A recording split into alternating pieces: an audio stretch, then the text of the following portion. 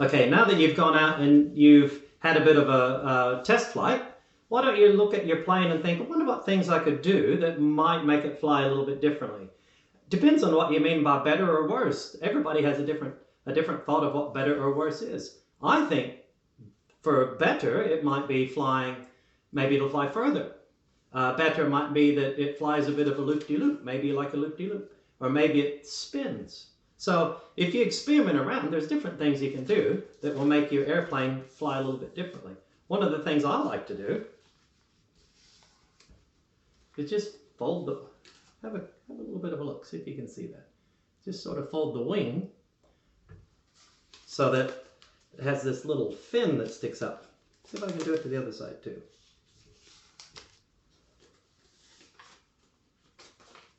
That's something you could do. Okay, boys and girls, one of the other things you can do, you could put a bit of a fin on the back of it. What I like to do, I like to get a pair of scissors, and if I have a pretty good look at the bottom of it here. If I cut at a bit of an angle,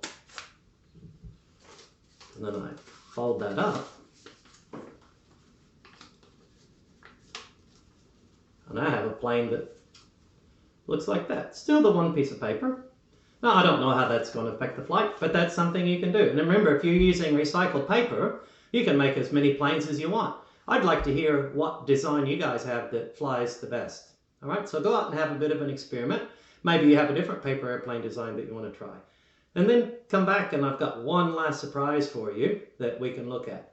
Before you go out and fly each time, though, what you need to do is sort of make a prediction. Ask yourself, or if there's somebody you're flying it with, say, well, I think this might fly a little bit better because, or I think it might fly a loopity-loop, and I think it might do that because. And then you can think about some of the flights that you already had, some of the things that you've already done, and think, well, when I did this, this happened, and I think if I do this, I wonder if this is going to happen. So just go out and have a bit of an experiment. Take about a half hour or an hour, however long you want to do it. Make as many paper airplanes as you want. Go outside and just try and see how many different types of successes you can have, because there's no such thing as failure in science. It's just maybe you don't get what you expect. And sometimes science is like that. You try, you predict, and you don't always get what you predict, but you do learn what's going to happen. So go out and experiment and see what happens.